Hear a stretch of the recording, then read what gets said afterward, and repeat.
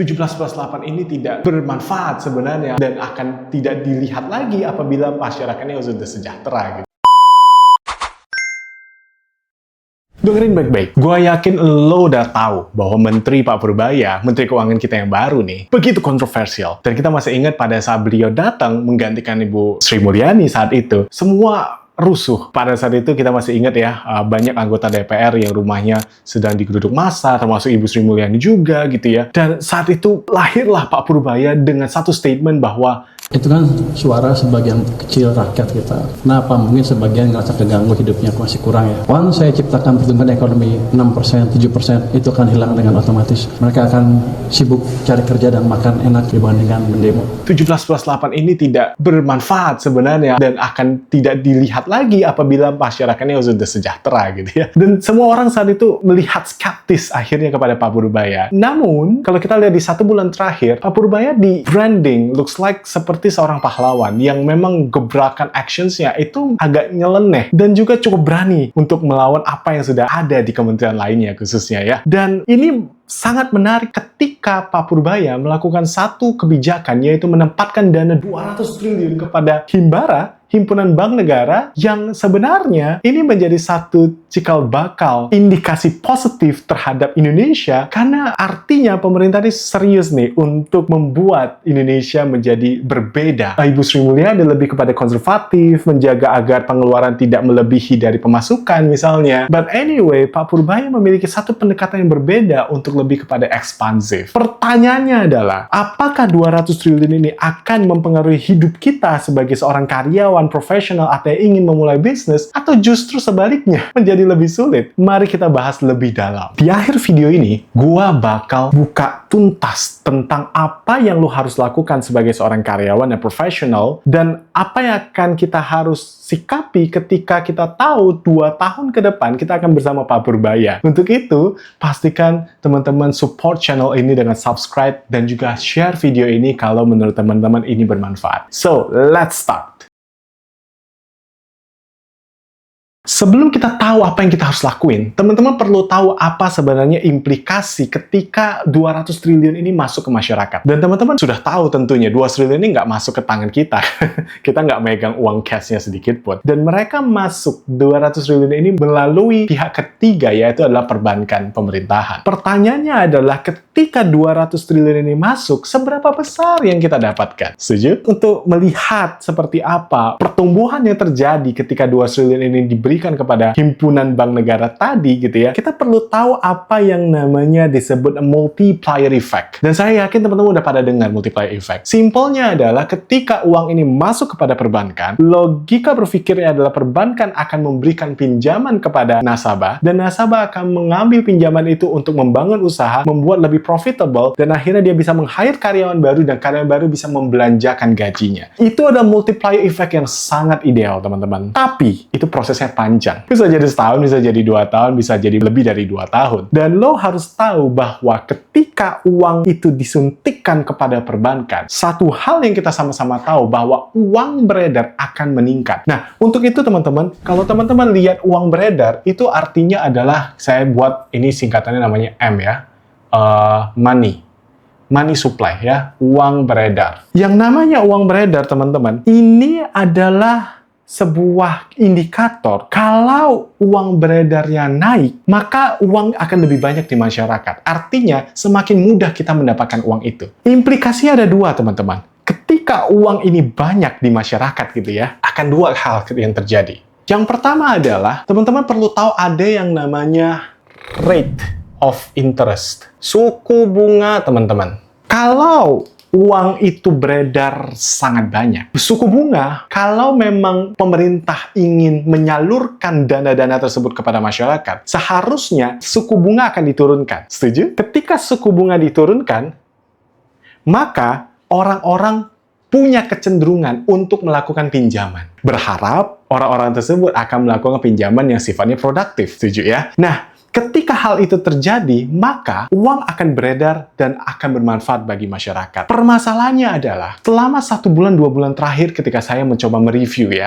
terhadap bank-bank negara yang mendapatkan suntikan modal. Dan yang saya lihat, suku bunga yang diterapkan kepada pinjaman bisnis UMKM misalnya, itu masih berkisar antara 12-13%. Ini adalah UMKM punya interest rate. Dan teman-teman perlu tahu bahwa Bank Indonesia itu sudah menurunkan suku bunga sampai kurang lebih di angka 4,75%. Jadi teman-teman bisa melihat selisihnya itu antara 7-8%, teman-teman. So, perbankan bisa bilang bahwa ya, karena ini adalah menanggung resiko gagal bayar gitu ya. Anyway, dengan tingkat suku bunga setinggi ini, saya ragu sebenarnya uang ini bisa masuk kepada masyarakat. Celakanya adalah, kalau ini tidak disikapi dengan cepat, teman-teman lihat, ketika suku bunga turun, orang tidak akan mau menyimpan uang. Dia nggak mau namanya saving.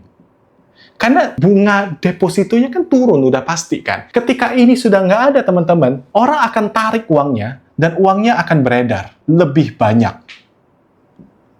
Ketika uang beredar lebih banyak, teman-teman, satu hal yang kita perlu tahu, ada yang namanya inflasi. Kurs. Ini sesuatu yang nggak menyenangkan. Kalau teman-teman lihat 2 minggu, 3 minggu terakhir ya, di bulan Oktober, September 2025, dolar itu sudah sampai 16.500. Malaysia ringgit, ini mengejutkan, 3.900 lebih. Dan Singapore dollar, itu udah 12.700, teman-teman. Efeknya ke masyarakat, ini instan. Karena apalagi kalau teman-teman yang menggunakan berbisnis dan menggunakan import barang dari negara-negara yang lain gitu ya, ini sangat terasa dan kita udah kena dampaknya gitu loh. Menariknya adalah dana yang sudah ditempatkan kepada Bank Himbara, kalau tidak bisa disalurkan ke masyarakat dan kita sudah terima efek dari inflasi kurs gitu ya, lalu kita dapat apa, teman-teman? Minjem juga bunganya nggak menarik, nabung juga nggak tertarik, bunganya kekecilan gitu ya, dan inflasi kurs sudah terjadi. So, ini yang saya sebut namanya dilema ya. Sebuah dilema di mana pemerintah udah melakukan sesuatu, tapi kita cukup sulit untuk mendapatkan manfaatnya gitu loh. Ini fakta yang harus kita hadapin bersama. Kalau teman-teman udah ngeliat data fakta yang terjadi di masyarakat, teman-teman juga harus berimbang untuk melihat secara jangka panjang, oke? Jangka pendek ya, kelihatannya sengsara banget kita. Kurs naik gitu ya, pinjaman juga nggak bisa. Tapi kalau secara jangka panjang, 2 tahun, 3 tahun dari sekarang, ini efeknya agak sulit untuk dilihat dari saat ini gitu loh. Ada 2 indikator yang sebenarnya teman-teman perlu lihat. Apakah Indonesia bisa benar-benar memanfaatkan 200 triliun ini atau enggak. Kalau teman-teman ngelihat pendapatan negara kita, itu setahun kurang lebih antara 23.000 triliun. Dan itu adalah PDB kita ya di tahun-tahun terakhir ya. Dan ini agak berbanding terbalik dengan uang yang ditempatkan, itu hanya sekitar 200 triliun, teman-teman. Artinya, kalau benar-benar 200 triliun itu terserap dengan baik, kurang lebih bisa mendorong pertumbuhan ekonomi kurang lebih di angka 1%. Tapi balik lagi, teman-teman, rasanya nggak mungkin semuanya akan terserap. Dan balik lagi, apakah tingkat suku bunganya cukup menarik dan daya beli masyarakat cukup menarik sehingga orang mau meminjam uang toh. Selain itu, teman-teman, ada yang namanya multiplier effect dan ICOR. 2 indikator ini sangat sederhana untuk kita memahami apakah uang ini bisa bermanfaat bagi kita atau enggak. Yang namanya multiplier effect ini akan melihat apakah uang ini bisa menjadi sesuatu. Apakah uang ini bisa membantu orang menyukseskan bisnisnya dan bisa meng-hire orang baru, dan orang baru bisa membelanjakan gajinya kepada toko-toko yang ada di sekitar mereka. Itu adalah namanya multiplier effect. Tidak ada hitungannya, teman-teman. Formulasi untuk menghitung multiplier effect ini sangat depends on so many factors. Dan faktor kedua yang mempengaruhi apakah uang dan kita yang diberikan oleh Pak Purbaya ini bisa bermanfaat atau enggak adalah namanya ICOR. ICOR itu adalah memperhitungkan apakah investasi uang yang masuk itu bisa berefek secara besar terhadap output yang dihasilkan. Nah, rasio ICOR di Indonesia, unfortunately, kecil sekali. Jadi kalau kita ngelihat ya, ini semakin kecil angka rasio ICOR, maka semakin efisien negara tersebut, dan maka semakin baik. Di Singapura itu kurang dari angka 3, Malaysia 3,8, Vietnam 4,6. Indonesia masih di antara angka 6-7. Dan Indonesia sangat buruk terhadap ICOR-nya. Artinya teman-teman, dengan angka 6-7, logika berpikirnya adalah teman-teman harus punya masukan investasi 6, baru hasilnya 1. Teman-teman kebayang nggak? Jadi, let's say teman-teman punya masukan 6 juta, baru hasil 1 juta yang akan keluar sebagai output. Itu yang terjadi di Indonesia, teman-teman. So, masalahnya adalah, kalau misalkan 200 triliun itu diberikan kepada Indonesia, artinya yang bisa diserap, itu kurang lebih ya hanya sekitar 30-an triliun atau 40 triliun, something like that, you know. So, ini jauh lebih kecil dari yang kita bayangkan. Artinya pertumbuhan ekonomi yang didorong dari 40-an triliun itu hanya 0,1%, 2%. Sangat kecil, teman-teman. Dan balik lagi, kalau teman-teman kita jadi Menteri Pak Purbaya gitu ya, mungkin kita juga pusing kali ya, kita harus ngapain juga ya. ICOR kita kecil sekali, daya beli kita juga lagi turun, kurs kita juga jeblok. So, what kind of action yang kita harus lakukan? Untuk itu, teman-teman, ini bagian yang paling penting kita perlu bahas. Apa yang kita harus lakukan sebagai masyarakat ya?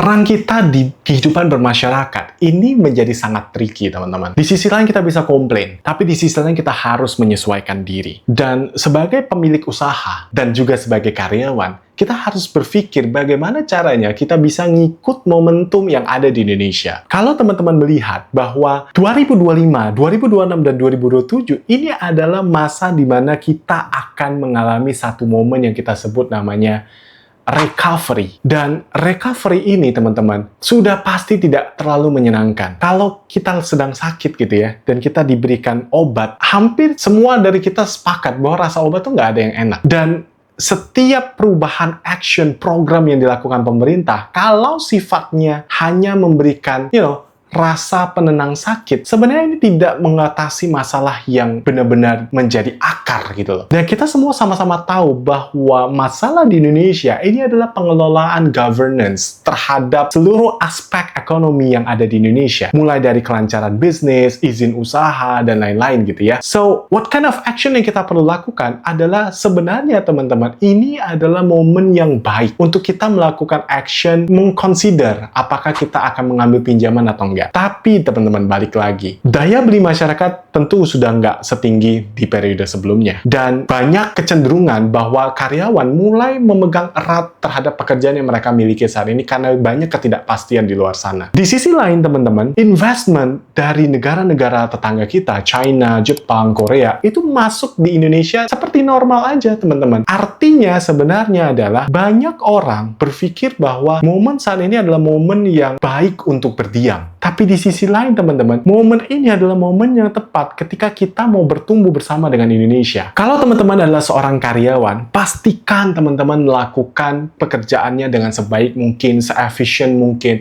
sehingga nanti uang yang memang dikelola oleh perusahaan yang teman-teman bekerjakan sehari ini, itu memang benar-benar bermanfaat dan benar-benar menghasilkan output yang baik. That's the only thing sebagai karyawan yang bisa kita lakukan. Dan sebagai pemilik usaha, teman-teman bisa mengconsider untuk meminjam dan bisa mengembangkan usahanya. Namun, pastikan untuk tidak berkaitan dengan import products atau import bahan baku, karena kurs kita sedang tidak baik-baik. Dan kalau teman-teman adalah seorang pelajar, pastikan teman-teman untuk menikmati momen ini. Momen ini adalah momen terbaik buat kita bersama-sama belajar. Ketika mengalami satu momen yang stuck seperti ini, apa yang harus kita lakukan? Dan di sini hal yang serunya, teman-teman. Setiap pemilik bisnis dan setiap karyawan yang bertahan, yang bisa mengikuti fase ini dan tidak collapse dan survive, maka bisnis inilah yang akan menjadi pemenang. Kalau teman-teman lihat apa yang terjadi pada saat di zaman COVID misalnya ya, every single business mencoba untuk bertahan. Dan semua yang bertahan di masa itu adalah pemenang. Dan every single business yang melewati masa-masa COVID biasanya adalah bisnis-bisnis yang sangat strong.